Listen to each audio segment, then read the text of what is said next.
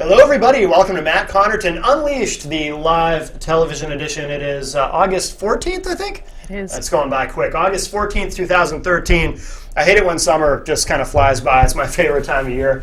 But welcome to the television edition this week. We have with us, of course, in the studio, as always, Little Mel, host of No Boundaries, Monday night on IPMNation.com, and she's our marketing minion.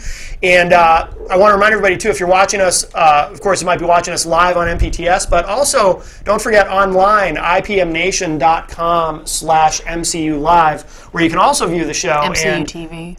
What did I say? Live. Oh, I'm sorry, MCU TV.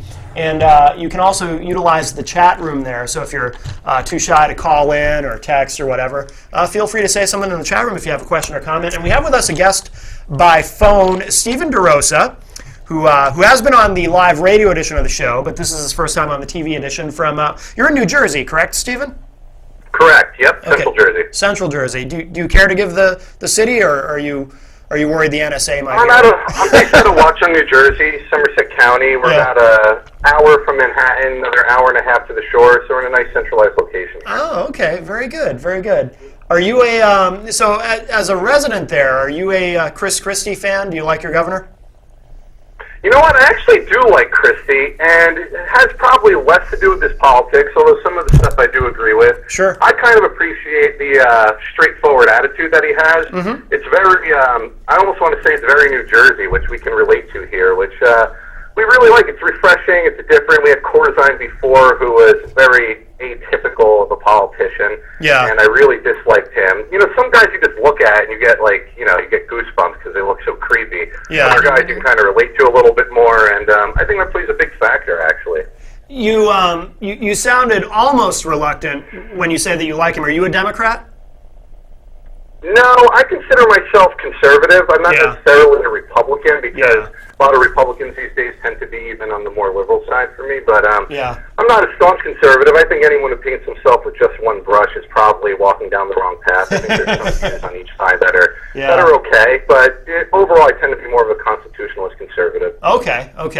But Chris Christie, seems to have broad appeal, and that's not a joke about his weight.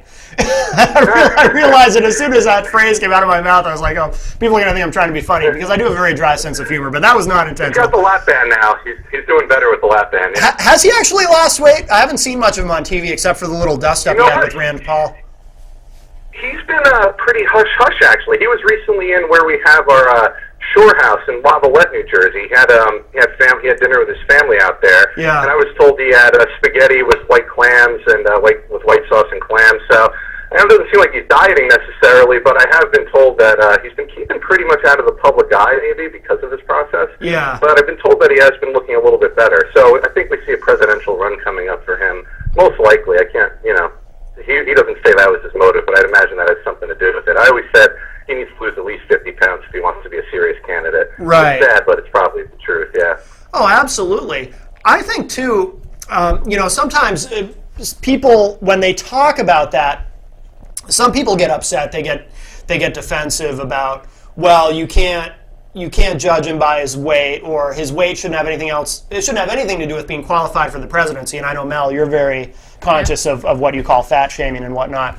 But I do think, and I'm curious to know what you think, Stephen, since we're discussing Chris Christie, I do think that there is also the factor of you do want someone in the presidency who is going to be healthy, reasonably healthy. You don't want someone who's necessarily you're worried about. I mean, again, I don't think it's unreasonable to look at a guy like Chris Christie and say, well, can he handle the rigors of the job? Or is he, not to be crass about it, but is he going to drop dead of a heart attack while he's in office because of his weight?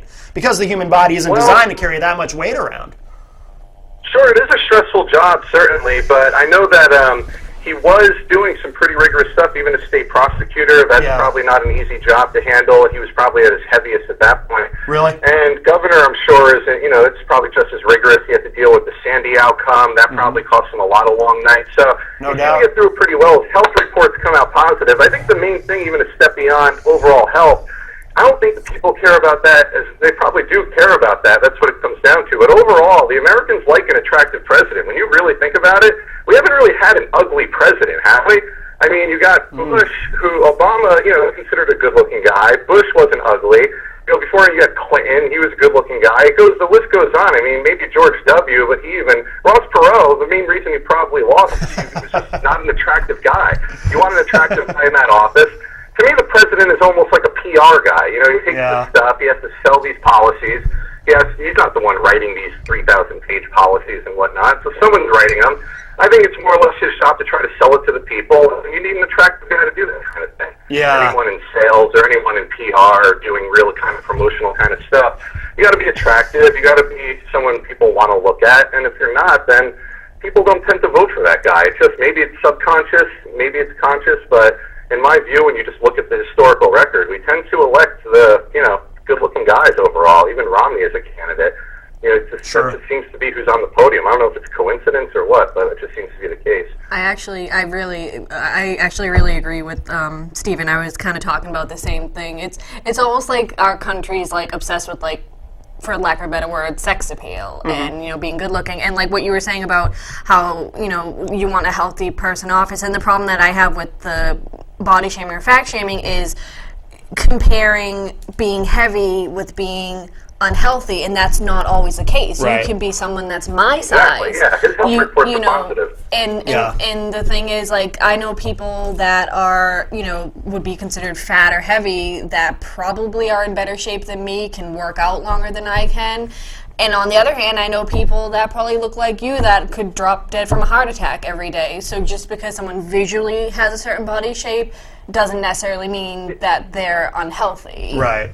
Right. Yeah, I mean, Obama's a smoker. It's always questionable how much he is or isn't. The bottom line is, we know he definitely smokes cigarettes, and that's probably more unhealthy or equally unhealthy than carrying around, an extra 50 pounds, probably on the same level as that as far as damage to your body goes. Yeah. So, I mean, I think it comes down to less what you're doing than maybe the overall attractiveness of the candidate, I think, plays a big role in that kind of a thing. Which it should. I mean, it's not, like, totally, I don't think it's a crazy thing. Bottom line is, whatever you want to say about the presidency, they do represent America in a sense, Sure. And as a representation of America, people want someone, that can kind of represent us in a positive light and be attractive in that kind of a sense. It's why we almost treat our celebrities like royalty, because we like the glam of it, and I think there's some comparables there with the presidency. No, I think you're right. And there's always been these theories, too, that if a major mainstream celebrity were to decide to run for president one day, you used to hear that about Tom Cruise until people started to kind of suspect he was a little nuts. But I've heard that said about Tom Hanks, for example. If he decided to run for president, he'd be a lock for the job because he's a celebrity, because people like him, they trust him, and they regard him as attractive. Yeah, and a good actor, too, never hurts. Ronald Reagan was an actor. They definitely, that plays a role. I mean, you got to memorize a lot of lines. You got to give these speeches, nothing but performances. Yeah. The debates of performance. They're all performances, really. Right. So, I mean, that definitely plays. I know George Clooney, they talked about, there's whispers about him. Obviously, Schwarzenegger was successful. Yeah. Whoever thought that guy could ever be in politics? I mean, So, it's just a matter of the overall attractiveness, I think, definitely plays a role. Yeah, although Schwarzenegger had hinted about it for a long time before getting in, that he had an interest in eventually getting into politics, and sure enough, he did. But yep. I had a client that was actually a Mr. Universe, and he lived in Wales with Schwarzenegger back when they were in that movie Pumping Iron. Actually, my client had a role in that movie. And he said back then, he'd be in the locker room saying, "One day I'm going to marry a Kennedy, and I'm going to be president." And everyone would laugh at him. No shit, he turned out marrying a Kennedy, and he got into the governorship. It's amazing how these things can work out when you really set your eye on a goal. Right, absolutely. Now, so you said you have a client. What are you doing currently? Where you tell us a little bit about what you do and your involvement in politics. I know you're a certified financial planner, but what about your political background? Give us a little bit of an idea on that.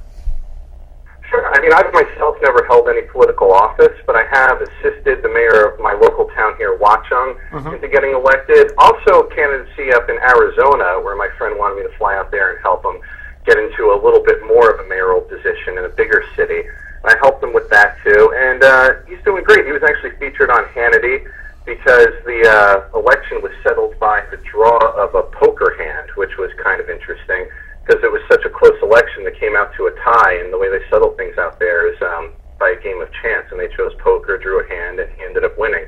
Wow. So he did pretty well with that. Yeah, and besides that, I have a little bit of a sphere of influence here locally, just, being in the community me a long time, knowing a lot of people. So when there are elections to be done, candidates will come to me and, give me their platform and see what kind of support they get. And that's basically it. I'll try to basically help the people around me decipher these things and really get through it and see what the best, what the best choice is given that individual's goals. You get into the talk of politics a lot just being in financial planning because a lot of times what these people do and their policies can affect what I'm doing to help to plan their finances as far as tax rates with estate taxes and whatnot. Obama, he's trying to lower the estate tax rate. So if you die with over $4 million in your estate, 60% of that goes to the government. If a president were to change that, it would be a whole different outcome, a whole different plan for that person. So you do get into talk about politics and, that kind of thing definitely happens. And just being in the game for that level, just getting really involved, doing writing on my own, blogging, that kind of stuff. And that's basically my experience in the political range, but I definitely like to consider myself well-versed in it. By the way, that's stunning to me what you just said. If you die, 60% of your estate goes to the government? Is that the death tax that we hear about? $4 million. If you have an estate that's worth over $4 million, yeah. That doesn't mean liquid. Doesn't mean you have $4 million liquid cash in the account. Let's say your great grandfather owned a building that it was at the time maybe not that big. The area built up. The value of that building maybe went up to a couple million. Maybe your wife, she might have $1 million. Whatever the case might be. It doesn't have to be in cash. Yeah. Your total assets, your houses, your cars, any property you own, all that stuff when it gets added together. If it's over $4 million, then yeah, at the federal level you get taxed at a rate of 60% right now. Wow. At the statewide, it's different every state. So I mean, New Jersey, the exemption is $167,000, which is pretty low. So if you have over $167,000 in your estate, it's like, it's definitely a lower rate, like 10% goes to the state. But it's definitely something for a lot of people to think about because a lot of my clients, they might not necessarily be, Bill Gates or anything like that, but they do have some property and some assets and whatnot that a lot of them do easily total over $4 million. And when you want to pass that down to your children, planning for the future, it can be a real problem when 60% of that has to go to the government. Like I used the example of that building. A lot of families end up having fire sales on their properties because they have to pay the tax on the building. They don't have the cash in their account. Wow. All they have are the assets. You know that Gandolfini who just died, the soprano? James Gandolfini, He had to state over $60 million. Yeah, he had to state over $60 million. They're doing a fire sale. He doesn't have the cash to cover the taxes. Wow. They're selling a lot of his estate right now. It's a sad situation, but it brings, in a positive light, it brings a lot of attention to it. So a lot of people don't plan for this. They might get a simple, will made by a family attorney. They might use a real estate attorney, whoever they know, make a simple will, and they really don't know the ins and outs. So it's important. A lot of times I definitely recommend speaking with a financial advisor who's well-versed in estate planning to really look through that stuff and make sure that your family gets what's due to them and doesn't, the least amount possible goes to the government. Is it fair to assume that people typically, when they learn this, when you're having these conversations with people, when they learn this, are people typically as surprised as I was? Because I had no idea. Not that I have a rich... It doesn't get publicized that much. When the rate goes up or down, it's not something that everyone just knows about. It's something that, professionals in the industry tend to be privy to. Yeah. But a lot of people that I deal with tend to come to me already kind of knowing that to an extent. You know what I mean? Yeah. Some people don't, though. We had a recent client that came in. Her husband just died. She's the CEO of a pretty major company, but she never wrote a check in her life. Her husband handled everything that had to do with the finances.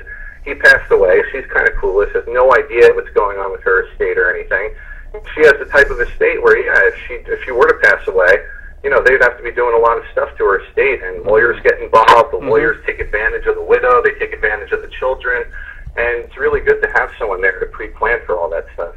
I definitely recommend it. It's a hard conversation to have, sitting down and talking about what happens if you die tomorrow. Right. But that's the best time to talk about it. The best time to handle this stuff is the day before you die, and no one really knows when that is. So I'd say sooner the better for everyone. Matt, are you actually a secret millionaire? Is that why you're so surprised? I wish I was. But now Obama, you said, is trying to lower the taxes as part of his latest proposal to lower the estate tax? Well, it's odd. I actually recently read that, and it doesn't really fit in, doesn't really jive with the liberal agenda. Typically, especially for his type of presidency, they tend to want as much of that money possible going back to the government to be redistributed.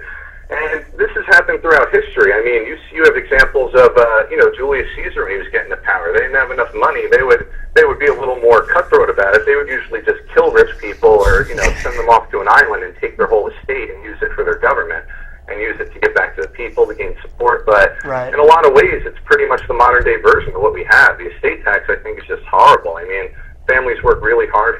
generations at a time. They build up something that's valuable. Then when you die, the government needs to take 60%. You got to give up, family properties that have been family farms. A lot of times, a lot of these old family farms end up being worth a lot of money these days, but they've been in the family for 100 years, and they got to sell them, and there's really no way around it. So, when it comes to taxes, if you don't pre-plan for that kind of stuff at the time, it's there's almost nothing you can do after the fact. Right. Oh, that's interesting. I want to back up a little bit, Stephen, if you don't mind. I want to go back to this. What town was it where they had the mayoral race, where they decided it with was it a poker game? What town was that? Yeah, that was in Cave Creek, Arizona. Is that I assume that's a very small place. For it to come down to a tie, statistically, it must have been a relatively small town? It depends on, it's all relative, I guess. I mean, my town, I would consider it large on the scale compared to like where I live, I guess, but it's not, it's certainly not any kind of a metropolitan area or anything like that, but I mean, it's just, it's a kind of the cowboy culture they have in Arizona, and I guess that's just part of what they do out there. I don't know if they would have done it had it been, governor of Scottsdale or governor of Arizona or mayor of Scottsdale, something like that, but I certainly know that's how they did it in that area, so I thought that was very interesting. And, it was definitely newsworthy. That's wild, I had not heard of that. In your experience with these mayoral campaigns, are they, I would assume that they tend to be less partisan than what we see at the state and national level. Is that true? Yeah, I would say so. You don't even have to declare a party a lot of the times when you're running for some of these mayoral campaigns. I mean, a lot of times they want to know, and most of them do, but it's not even necessarily a requirement. What you do see is a lot of, I know, for example, the person I assisted, he's pretty much a Democrat. Running in Arizona, he ran as a Republican because it's a more conservative area. And you see that a lot with politics. People switch up what they're doing compared to the area and what local culture is. Right. And it's not unusual. So, I mean, there is that partisanship. I guess you want to do what's aligned with the community and what you think will get you the most votes and that kind of thing. But on an overall basis, there's not as much, vocal option, I would say. It's much more. And it's probably just a lot less media attention too, is what it is. Sure. You can hype things up and whatnot. So with the local level, you see it gets pretty intense. I mean, there was a local example when he was just running recently. Actually, the guy he had a little beef with the guy who was doing the local newspaper, and all of a sudden his horse died. He's Jewish. There was in the local newspaper there was like a picture of a swastika saying you're not safe once you leave your home, kind of these like real indirect threats that were going on towards him that he didn't get to prove. He did have federal officials that set up cameras at his house because he was he's a politician, so he's able to get that kind of advantage when it comes to protection and whatnot. But that example right there shows you on the local level there can be a lot of things that go on. I mean, it's not proven as far as his case goes, but we're pretty sure that's the kind of thing that was happening. Right. Where you are, you're intrigue on all levels. Oh yeah. Speaking of which, where you are, you're not far from New York City. Do you have any thoughts on what's going on there with Anthony Weiner and that whole debacle? Or I've actually heard I heard somebody the other day, a couple of reporters now trying to sort of change the pronunciation of his name, and they're actually saying Wenner, which is interesting when that happens. Kind of like when people started calling the planet Uranus, they started calling it Uranus, which sounds just as bad, and now some people say Uranus. Yeah. But it's kind of a little bit of a sidetrack there. But what are your thoughts on what's going on in New York? Obviously, I'm sure you've been paying attention. Yeah, to an extent, sure. Sandy has taken up a lot of our attention here in Jersey, personally, especially with our families being involved in the beach community and whatnot for lifetimes. But as far as New York goes, my input on that is the fact that Weiner could have even been considered as a serious candidate, which he was before the whole thing blew up again on him. Yeah, that just shows us, I think, how. I hate to use the word sick, but it's almost like it's kind of sickening where politics has come to. These people are running our government. These people are supposed to be the most straight edge, clean-cut, educated, smart people. This guy is sending topless pictures of himself, creepy faces. these are the kind of people we have in office. I don't think it's super isolated with Weiner. I think maybe he got caught, but I'm sure it's probably more prevalent. The fact that he could be considered as a serious candidate after that happened, it really sickened me at how the point that the media can really get people in the game, take them out of the game, and I can't believe people were going to actually think he was a leader for a little while in the race before it all blew up again.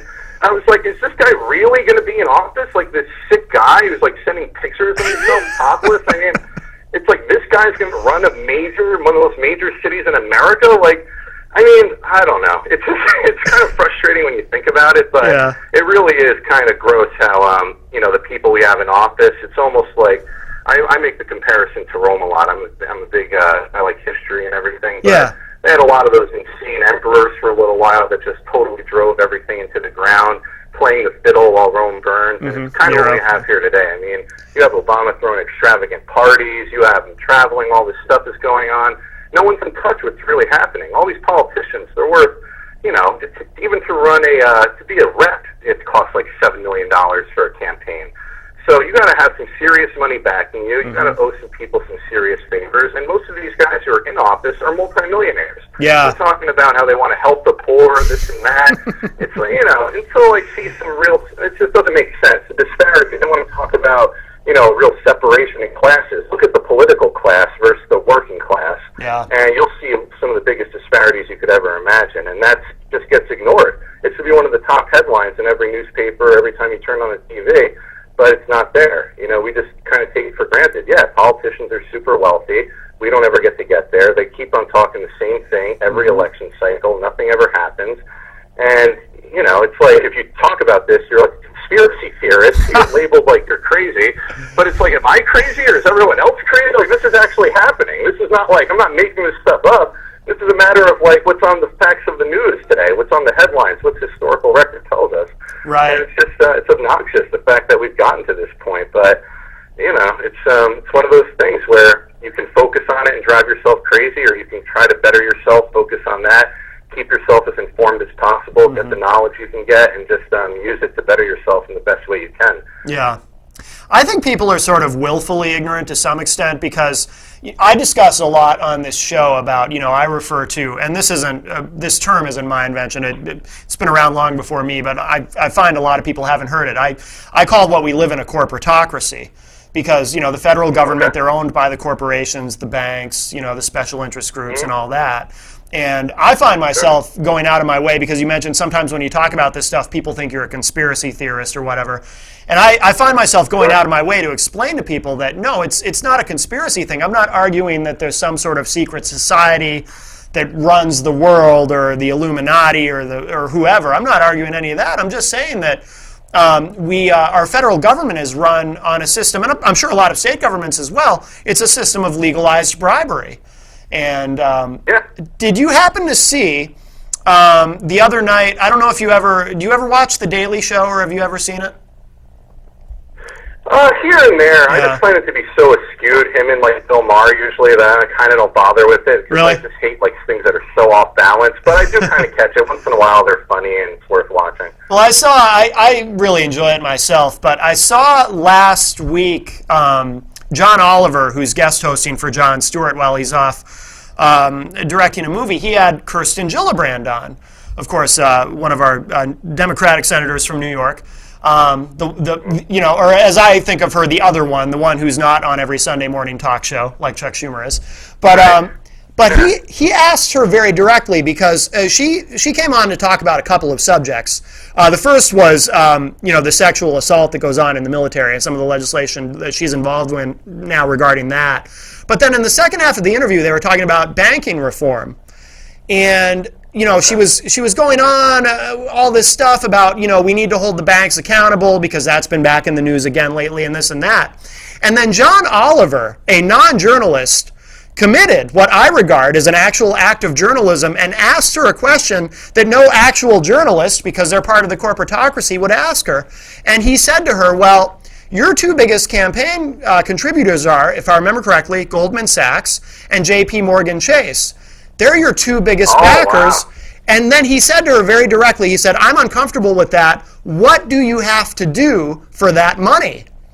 Just asking her very directly something that no journalist in the mainstream media would ever ask a politician, because you're not allowed to commit journalism if you're a journalist in the mainstream media, because that's all corporate owned. They're part of the corporatocracy. So he asked her very directly, what do you have to do for that money? And of course she didn't answer the question, because having being involved in politics as you are, the old rule, you never answer the question that was asked, you answer the question that you wish was asked, and that's what she did. Yeah. She just went on with her blather about how, well, banking reform is very important and all this. But I was very impressed because he asked her that very direct question, and I think people are just kind of willfully ignorant to how it all really works, because you get the people who will say, oh, you're a conspiracy theorist, but I also find a lot of times when I'm discussing this, people will say, well, yeah, I agree with you. I think you're right. And then I say, okay, so why aren't you more concerned about it? Right. Why aren't people concerned?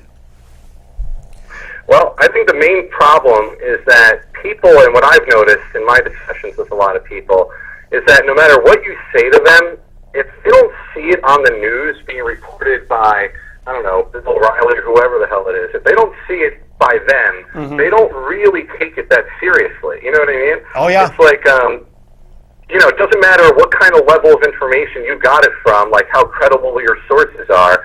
It doesn't really sink in. They take it with a grain of salt, nod, maybe agree with you, and then they go on. They don't really think about it. It's not on the news.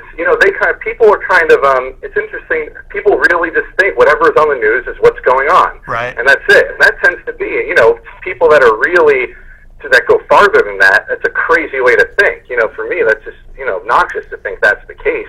You got to know there's only a handful of news corporations that run the whole thing. There's human beings behind those boards that, make some big decisions and pass it on down. It's not a conspiracy. It's just the way things work. Right. So when it's just, people, when it's not really said to them, when it's not said by someone they deem credible, it's on the news. Oh, Stephen, you still there? We lost you. Oh, we lost Stephen. Might have been the NSA. We'll try calling him back. I mean, it sounds like he was on a cell with not a great connection, so I'm assuming the call dropped on his end.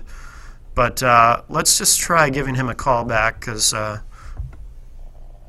like what he has to say. Sounds like he agrees with me. I like when people agree with me. I like when people disagree with me, though, too. That's also fun. So either way, it's all good. Let's see if we can get Stephen DeRosa back on the line from New Jersey. Phone's ringing. That's a good sign.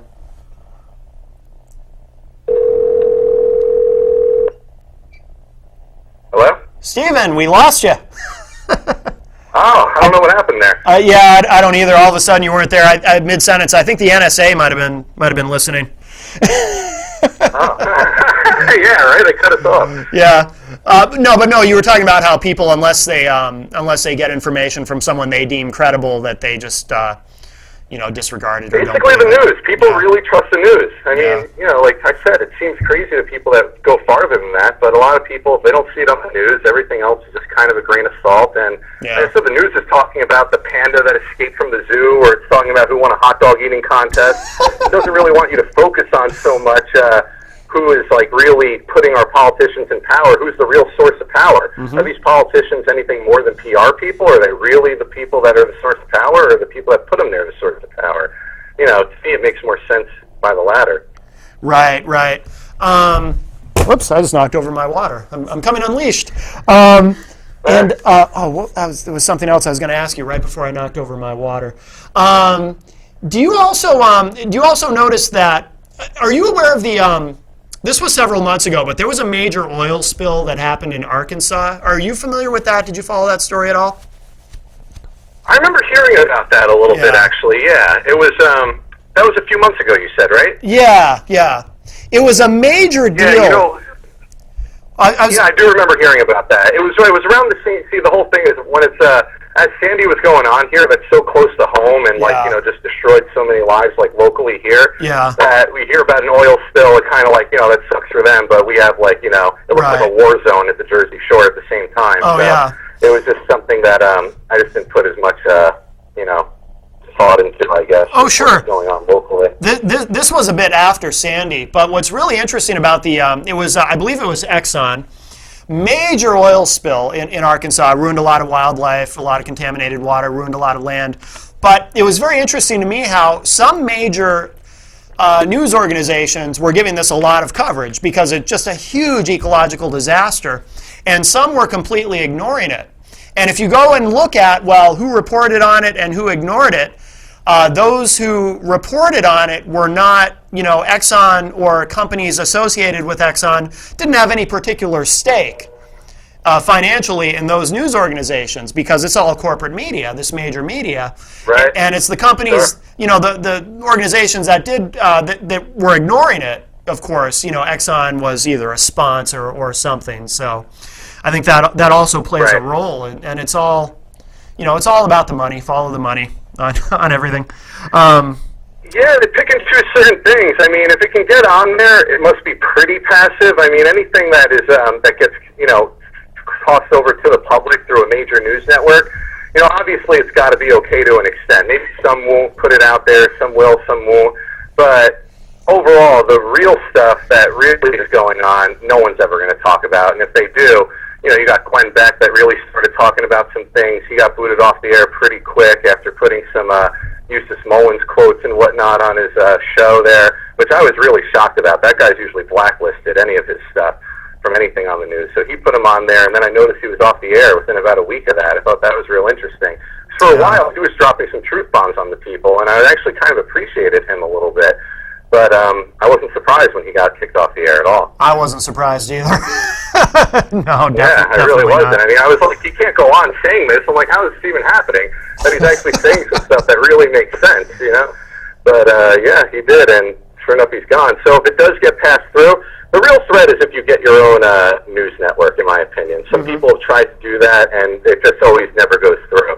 So, I mean, that's the real threat. They don't want the stuff being passed over on TV. In my opinion, if it gets, in a mainstream media into the public, then it's probably okay to an extent for the people to know it as far as the power structure is concerned. Yeah. See, I believe that the great poet Puff Daddy said it best.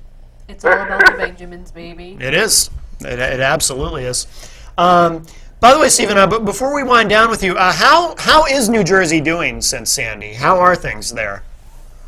I think that's one thing I give Chrissy some credit for. He's done a pretty good job, rebuilding, trying to get the Jersey Shore going back up again, but it's not like how it used to be, certainly. I mean, I remember going down on the weekends before Sandy, and you'd hit a lot of traffic. It could take you 3 hours to get down there, when without traffic it would be maybe an hour and a half. So, I mean, nowadays I go down on a Friday when it's supposed to be the busiest, and I pretty much don't hit any traffic. It's a lot lighter.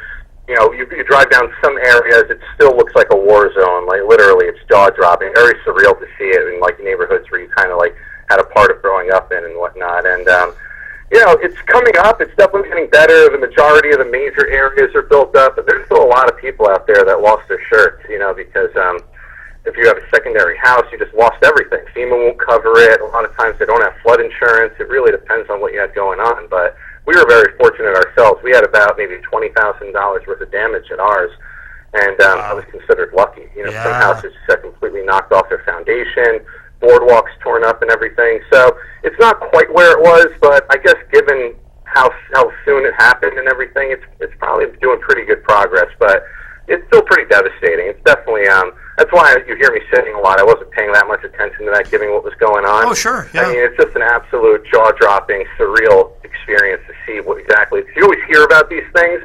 At least in my experience, you hear a lot about it. You see it on TV. When you see it actually right in front of you like that, it's just a totally new experience, and it really makes you want to get involved and help and do what you can, and just help your neighbors the best way that you can. But yeah, it's coming along. People are really have good spirits, and I would predict next summer, hopefully it should be back in full force. I don't think it's the kind of thing we can never recover from. Some places get hit like that, can never recover. I think in this case, we should be able to recover. And people are pretty resilient.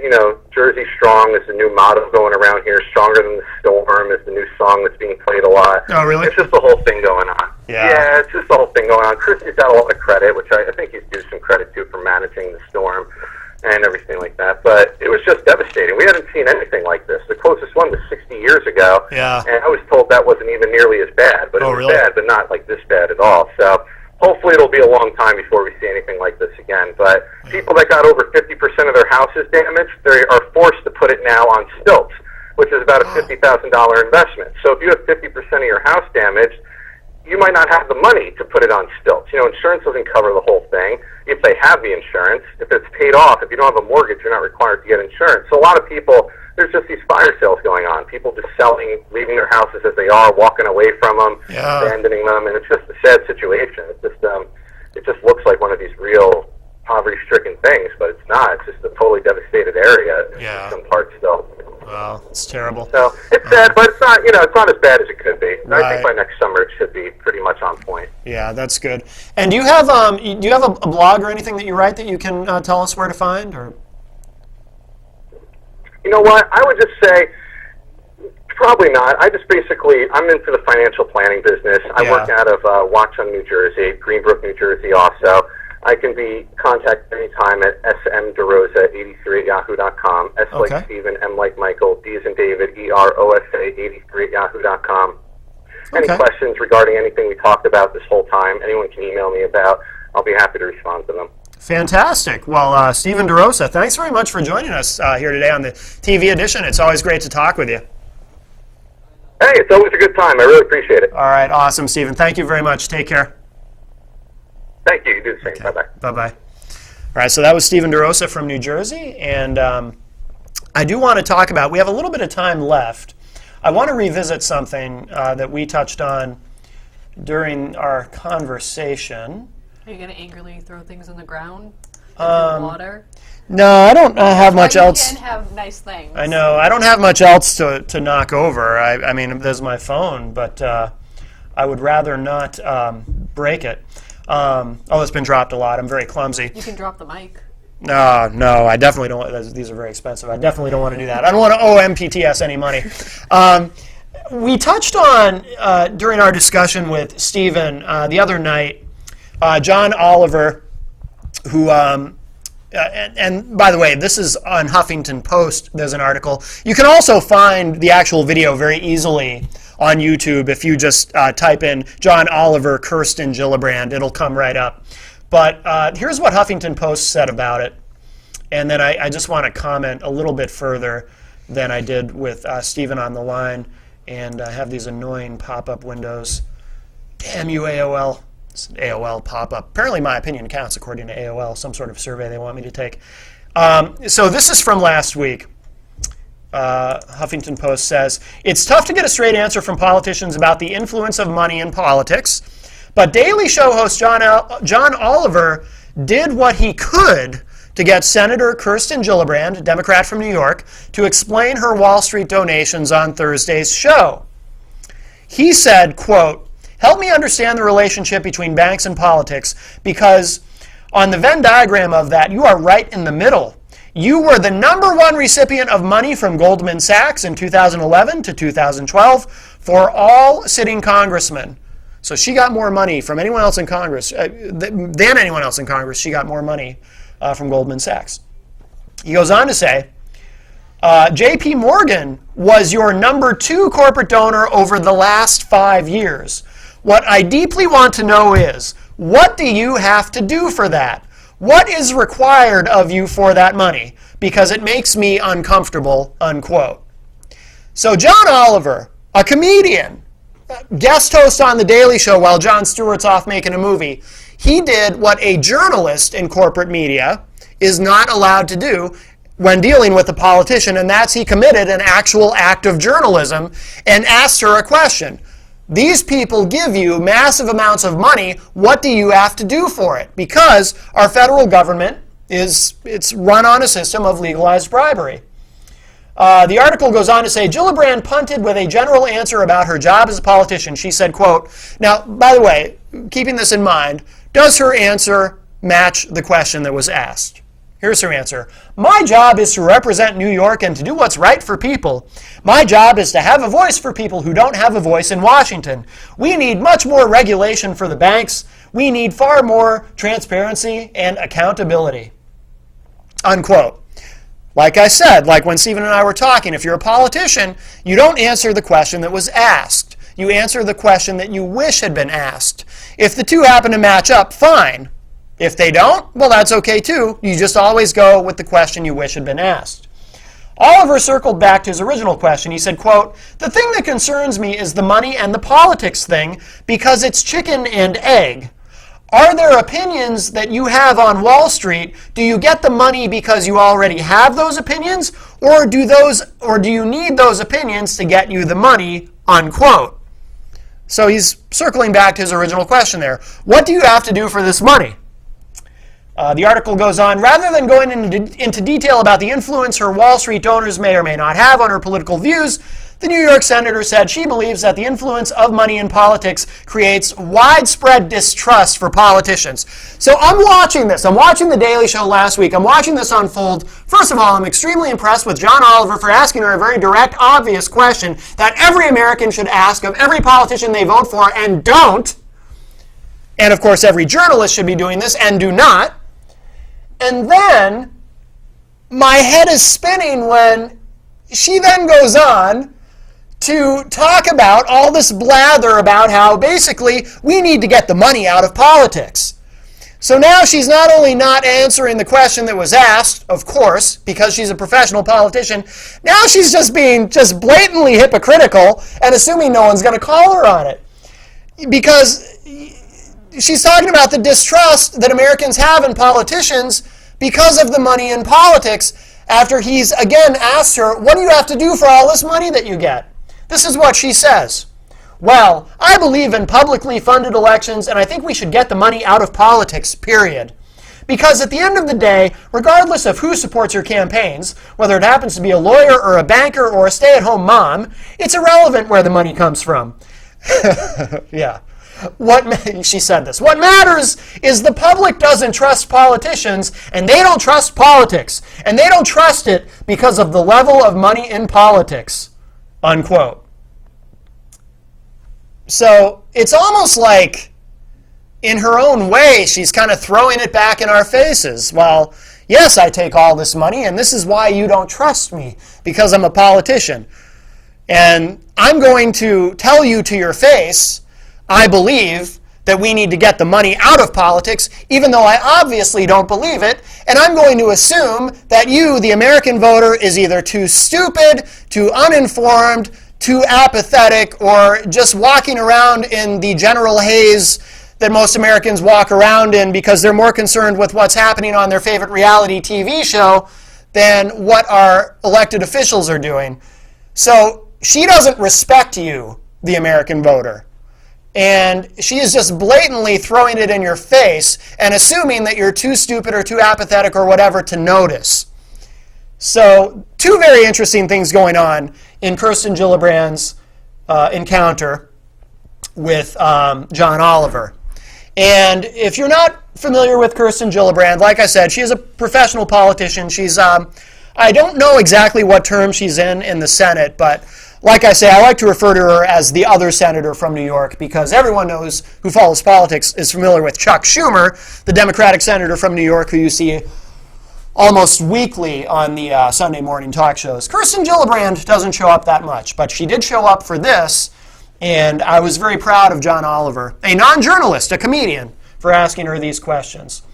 Something else that relates to money in politics that I just became aware of is if you follow politics, and if you are interested in how money influences politics, you're probably already familiar with the Koch brothers, David and Charles Koch. They basically own the Republican Party. You know, both parties at the national level and to some extent at the state level are fully owned, bought and paid for by these corporations and special interest groups and banks and Wall Street and all of that, including Obama, for those of you who just love Obama. I voted for him in 2008. I did not in 2012. But he's part of it. And by the way, also for those of you who hate Obama, because it's kind of the cool thing for a lot of Republicans to blame everything on Obama, Obama's not the problem. He's part of the problem. He's part of the system. He's no different. He's one of them. He's a Washington insider. But he's not the problem. They're all the problem. Republicans, Democrats, our entire government.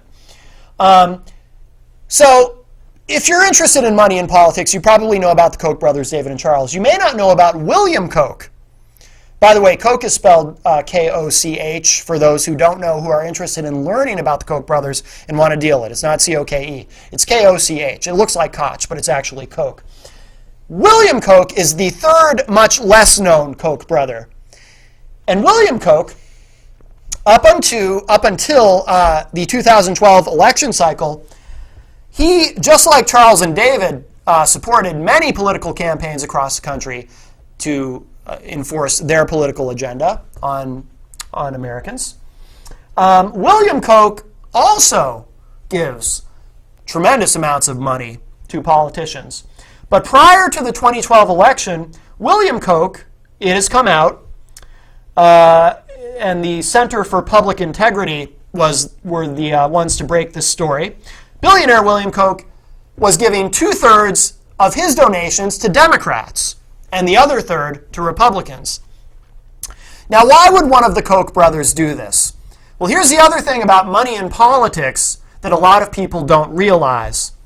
And I really want Democrats especially to understand what I'm about to say. And I'm not saying this to slam Democrats. I'm an independent. I slam both parties. But there's something that a lot of Democrats don't quite understand. And this is why it's important for you to understand this. It's not just the Republicans that are owned and bought and paid for. There are a lot of Democrats who I talk to, a lot of liberals, well-meaning liberals, who I think really believe, truly believe, that the Republican Party is this evil corporate-owned party owned by the Koch brothers and all these people. They're the corporate party. They're the party of the rich and all that. The Democrats, we're the good guys. We're the ones standing up for average, everyday Americans and all that. Depending on where you fall on the issues, some of that may be true to a limited extent. For example, even though I'm an independent and a centrist by nature, I tend to lean more left than right. I tend to be liberal on social issues like reproductive rights and marriage equality and things like that. I do have some conservative viewpoints as well, and also some libertarian attitudes about some things. So I'm an independent. But I do lean more left than right, if you add up the totality of what I believe. But one of the reasons I stopped being a Democrat and I became an independent is the realization that it's not just the Republicans. Both parties, at least at the federal level, are completely bought and paid for. Why would someone like William Koch give 2/3 of his money prior to 2012 to Democrats? Because if you're the Koch brothers, you want to make sure that you've rigged the game thoroughly and that you've got somebody in your pocket on either side, regardless of who's in charge. It would be foolish for these people to only buy the Republican Party and just leave to chance, well, what if the folks on the other side of the aisle get into power? Then we're screwed, because we only own one side. They own both sides of the aisle. For example, and this is something I wish I had thought to ask Stephen DeRosa, our guest today, when he was on the phone, his thoughts on this, because I'm sure he realizes this. Because something a lot of people don't realize, too, is that these donors, with all their money, they will very often donate to both campaigns. For example, say you have a high-profile Senate race going on, a very important Senate race that looks like it could be very close. A lot of these people, like the Koch brothers and other fat cat corporate donors who own our government, they will actually donate to both candidates. And you might think, well, why would they do that? That doesn't make any sense. They do it to hedge their bets. It's very important to make sure that whoever wins is in their pocket. This is how it really works. And I'm saying this especially for Democrats out there, because there's a lot of well-meaning liberal Democrats, very idealistic, who really walk around with this idea in their heads. I mean, just talk to them and they'll tell you that their party is the party of virtue and protecting everyone's rights and looking out for the little guy. And look, on a purely ideological level, there's truth in that, in my view, which is why I was a Democrat for much of my adult life, and why I have so often voted Democrat instead of Republican. Ideologically speaking, I'm with them on a lot of things. But in the practical sense of how our government actually owns and operates, it's BS. Look at the NRA. You had all these Republicans all freaked out about, oh, the government's coming to take away our guns. And you've got this gun legislation working its way through the United States Congress, and we're going to have background checks, and that's only the beginning and this and that. Now, I'm a pro-Second Amendment guy. I live in New Hampshire. We're armed to the teeth, and we're very safe here. Okay, so I have no issue with guns. But I would say it on Rock, Paper, Hand Grenades, the show that Gary and I do. I would say it many times, and they don't want to hear it. The pro-Second Amendment, the extremely pro-Second Amendment Republicans, they don't want to hear it. But I would tell them, look, this isn't going anywhere. This legislation's not going anywhere. Because it doesn't matter how many liberal Democrats are in the U.S. government who are from, say, the Northeast or from the West Coast, and how anti-gun they may be. You know, the Dianne Feinsteins of the world and whoever else. It doesn't matter. Because you've also got the Southern Democrats and the Southwestern Democrats, like Harry Reid, for example, who are very pro-gun, pro-Second Amendment. I remember around the time that all this was happening, this last round of wrangling over legislation for background checks, federal background checks, I saw Harry Reid, a liberal Democrat from Nevada, Harry Reid, obviously very important to this whole process, on television saying complimentary things about Wayne LaPierre. Why? Because the NRA owns him too, and he's a Democrat. The NRA doesn't just own the Republicans, they also own a large swath of the Democratic Party. So that gun legislation wasn't going anywhere. Whether you were for it or against, it doesn't matter. Nothing was going to happen. Because the NRA funds both parties. Do they own one more than the other? Of course. Do the Koch brothers own one party more than the other? Of course. Just like George Soros, he's the name Republicans always bring up, who owns a part of the Democratic Party. He's a rich guy who's pumped a lot of money into the Democratic Party. But I guarantee you, he hedges his bets too. And I just want people to understand, it's not, no matter how idealistic you may be about your party and your belief that your party is the good guys and that other party, they're the evil ones who are out to wreck America. Look, maybe they match up with your own personal ideology, the party that you belong to and that you support, but if you look at what's really going on, none of them care about you. Not at the federal level. Here in New Hampshire, we have a citizen legislature, and I mean, they get, I think, $100 a year. That's different.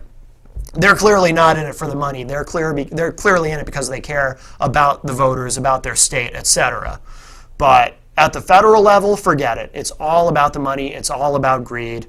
And regardless of what party you support, time to wake up.